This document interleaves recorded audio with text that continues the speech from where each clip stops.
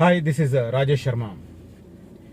LRS layout regularisation scheme, దీనికి సంబంధించి నేను ఇటీవల చేస్తున్న వీడియోల్లో కొన్ని మంచి ప్రజాదరణ పొందితే కొన్ని ఎక్కువ మంది పట్టించుకోవట్లేదు. బట్ ఇప్పుడు ఎల్ఆర్ఎస్కి సంబంధించి లేటెస్ట్గా 1 మంత్ ఎక్స్టెండ్ అయిన నేపథ్యంలో ఆ 25% రాయితీ ఏదైతే ఉందో అది ఇంకొక నెల రోజుల పాటు ఎక్స్టెండ్ చేశారు.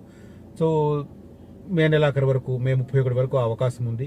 కాబట్టి మరోసారి దరఖాస్తుదారులు పెద్ద ఎత్తున పొలవమని కన్సర్న్డ్ అధికారులను కలుస్తున్న పరిస్థితి కనిపిస్తుంది. ఈ నేపథ్యంలో ప్రభుత్వం ఒక కీలకమైన సవరణ చేసింది, ఒక వెసులుబాటు కల్పించింది. ఎల్ఆర్ఎస్ అప్లికేషన్ చేసుకున్న వారికి, 2020 ఎల్ఆర్ఎస్ కింద అప్లై చేసుకున్న వారికి ఒక వెసులుబాటు కల్పించింది. ఇప్పటి వరకు ఉన్న దాంట్లో ఒక ఫ్లెక్సిబిలిటీ కల్పిస్తూ లేటెస్ట్గా జీవో జారీ చేసింది. ఆ జీవో నంబర్ ఎంత, ఏమేం వెసులుబాటులు కల్పించారు, ఏమేం ఫ్లెక్సిబిలిటీస్ కల్పించారు దరఖాస్తుదారులకు అన్నది నేను ఈ వీడియోలో వివరించే ప్రయత్నం చేస్తాను.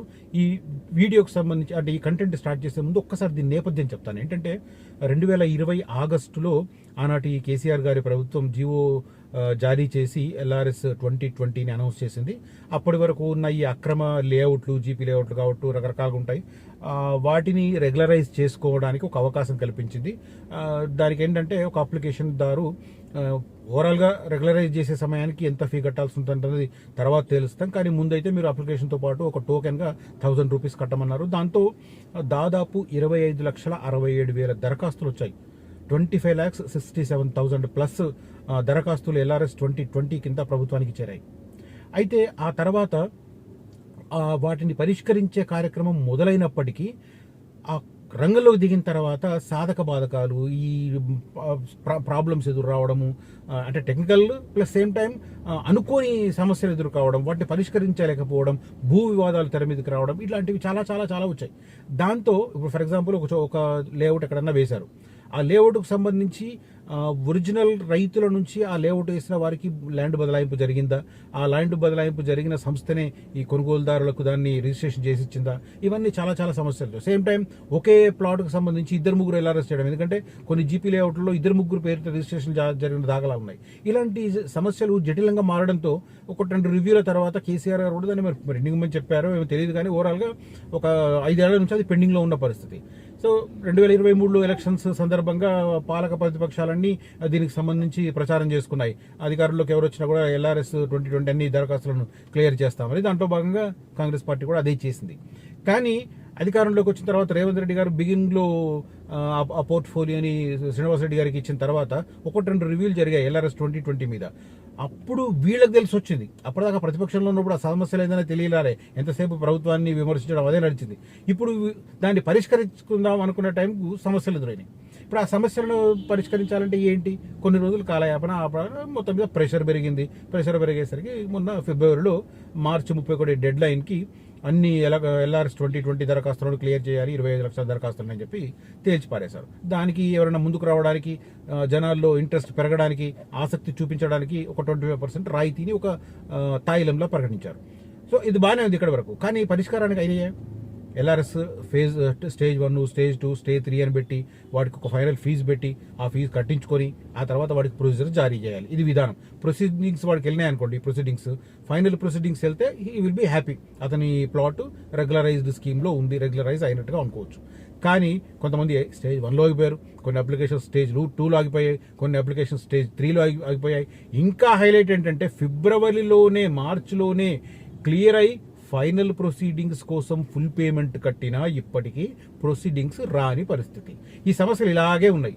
ఈ నేపథ్యంలోనే నేను వరుసగా చేస్తున్నాము, ఇన్ని అప్లికేషన్స్ ఉన్నాయి, ఈ క్లియరెన్స్ మాత్రం చాలా నత్తనరకంగా నడుస్తుంది, ఖచ్చితంగా ఇది ఎక్స్టెండ్ చేయాల్సిందే అన్నట్టుగా నేను ఒక వీడియో పెడితే ఆ తర్వాత 1-2 డేస్కే ఏప్రిల్ 30కి ఎక్స్టెండ్ అయింది.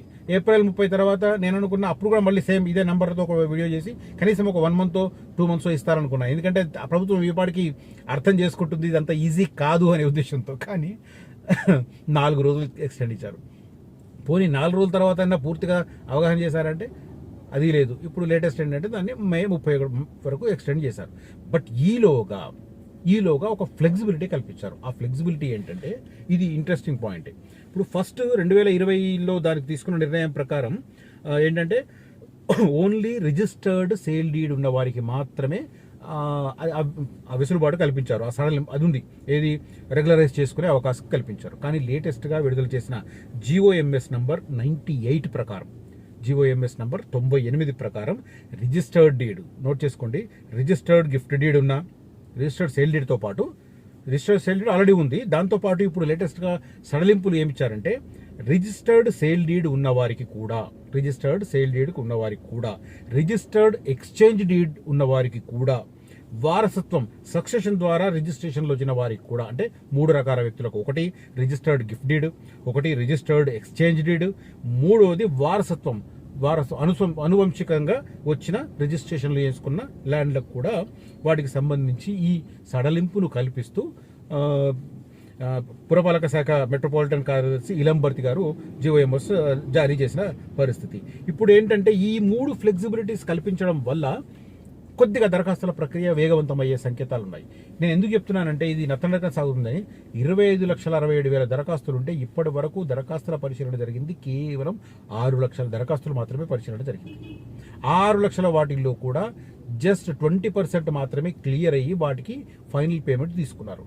ఆ ఫైనల్ పేమెంట్ తీసుకున్న వాటికి కూడా జస్ట్ 4% మాత్రమే ప్రొసీడింగ్స్ వెళ్ళాయని చెబుతున్నారు. ఈ 4% అనేది నాకు అన్అఫీషియల్గా తెలిసింది. బట్ మిగతా గణాంకాలు రైట్.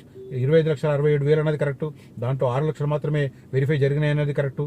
బట్ ప్రొసీడింగ్స్ ఇచ్చిన వారిలో కేవలం 4-5% మాత్రమే ఫైనల్ ప్రొసీడింగ్స్ వెళ్ళాయి. అంటే ఫుల్ పేమెంట్ చేసిన వారికి, LRS ఫుల్ పేమెంట్ చేసిన వారికి కేవలం 4-5% మాత్రం వారికే ప్రొసీడింగ్స్ వెళ్ళాయి అని చెప్పి అంటున్నారు.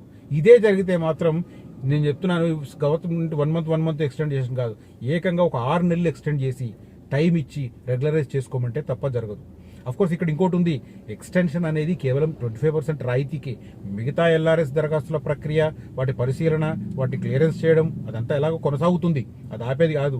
మేము 30 తర్వాత దాన్ని ఆపరు, అది నడుస్తుంది. కానీ రాయితీకి సంబంధించి మాత్రమే 25% రాయితీ ఏదైతే ఉందో దానికి సంబంధించి మాత్రమే ఈ క్లారిటీ, అంటే ఎక్స్టెన్షన్ వస్తుందా లేదా అనేది డౌట్. బట్ ఇవ్వాల్సిన పరిస్థితి, ఇస్తేనే పెద్ద ఎత్తున LRS క్లియర్ అవుతుంది, గవర్నమెంట్కి ఒక పెద్ద ఆదాయం వచ్చే అవకాశం ఉంది. బట్ ఈ 3 సడలింపులు ఇవ్వడం మాత్రం కొద్దిగా ఇంట్రెస్టింగ్ పాయింట్గానే చెప్పుకోవాలి. రిజిస్టర్డ్ గిఫ్ట్ డీడర్లను కూడా క్లియర్ చేస్తున్నారు, రిజిస్టర్డ్ ఎక్స్చేంజ్ డీడ్ని క్లియర్ చేస్తున్నారు, వారసత్వ రిజిస్ట్రేషన్ ఉన్న వారు కూడా క్లియర్ చేస్తున్నారు. ఇంతకుముందు ఓన్లీ రిజిస్టర్డ్ సేల్ డీడ్ ఉన్న వారికి మాత్రమే చేసేవారు. ఇప్పుడు మొత్తం మీద రిజిస్టర్డ్ సేల్ డీడ్తో పాటు ఈ 3 కూడా కలిపి మొత్తం 4 రకాల వాటిని రిజిస్ట్రేషన్లను క్రమబద్ధీకరించే పనిని ప్రభుత్వం టేకప్ చేసిన పరిస్థితి. ఇది LRSకి సంబంధించి ప్రభుత్వం జారీ చేసిన కీలకమైన జీవో, ప్రభుత్వ ఆర్డరు, ప్రభుత్వ ఉత్తర్వుకు సంబంధించి సమాచారాన్ని మీకు అందజేయాలనే ఉద్దేశంతో నేను ఈ LRSకి సంబంధించి ప్రభుత్వం ఇచ్చిన సడలింపుల మీద ప్రత్యేకంగా ఒక వీడియో చేస్తున్నాను. ఈ వీడియో కంటెంట్ కనుక మీకు నచ్చితే ఈ వీడియోను లైక్ చేయండి, షేర్ చేయండి సోషల్ మీడియాలో, అదే రకంగా మీ మిత్రులతో పంచుకోండి, నన్ను ఎంకరేజ్ చేయండి. ఇక రియాలిటీ న్యూస్ నా యూట్యూబ్ ఛానల్ని ఎవరు ఇంకా సబ్స్క్రైబ్ చేయని వారు ఎవరైనా ఉంటే దయచేసి సబ్స్క్రైబ్ చేయండి. అదే రకంగా నా వీడియోల సమాచారం కోసం బెల్ ఐకాన్ ఎప్పుడు ఆన్లో ఉంచమని విజ్ఞప్తి చేస్తూ ఉన్నాను. అదే రకంగా ఫ్యూచర్ సిటీ ఇన్వెస్ట్మెంట్ అనేది ఇప్పుడు రైట్ టైం. ఎందుకంటే ఫ్యూచర్ సిటీ ఇప్పుడు నిర్మాణ దశ ప్రారంభం కాబోతోంది. వన్స్ నిర్మాణ దశ ప్రారంభమైనా లేదా అక్కడ ఉన్న 1300 ఎకరాలను ఫ్యూచర్ సిటీ డెవలప్మెంట్ అథారిటీ వేలం వేసినా కూడా అక్కడ భూముల ధరలు అమాంతం పెరుగుతాయి. ఆ పరిస్థితి రాకంటే ముందే అక్కడ ఇన్వెస్ట్ చేయడం కరెక్ట్ అవుతుంది. ఎందుకంటే మీరు కోకాపేటలో చూశారు, కోకాపేటలో వన్స్ వేలం వేసినప్పుడు అంతకు ముందున్న పరిస్థితి, అంతకు ముందున్న రేట్లు ఏకంగా 4-5 రెట్లు పెరిగిన పరిస్థితి. ఇక్కడ 4-5 రెట్లు పెరుగుతాయని చెప్పి నేను చెప్పను, కానీ కనీసం ప్రస్తుతం ఉన్న ధరలు డబల్ మాత్రం డెఫినెట్గా అవుతాయి. ఎందుకంటే అక్కడ చూస్తున్నాను నేను, నక్కర్తమేడిపల్లి దగ్గర 2 కోట్ల వరకు చెప్తున్నారు ఎకరం, ఆ తర్వాత కుర్మిద్ద, మీర్ఖాన్పేట ఆ ఏరియాలో 4 కోట్ల వరకు ఎకరం చెప్తున్నారు. అవి డబల్ అవ్వడం మాత్రం ఖాయం. డబల్ అయ్యాయంటే ఖచ్చితంగా ఆ సరౌండింగ్ ఏరియాస్లో డెఫినెట్గా ఈవెన్ కొత్తగా వచ్చే లేఅవుట్లలో కూడా అదే మేరకు ధర పెట్టాల్సి వస్తుంది. ప్రస్తుతం అక్కడ లేఅవుట్లకు సంబంధించిన పర్మిషన్లు ఆపారు కాబట్టి ఇప్పుడు మనం పాత లేఅవుట్లలో ఉన్న వాటిలోనే తీసుకోవడం ఉత్తమం. మంచి ఆలోచన, మంచి చర్య అవుతుంది, మంచి ఇన్వెస్ట్మెంట్ కూడా అవుతుంది. Right. Thank you for watching this video. Signing off Rajesh Sharma.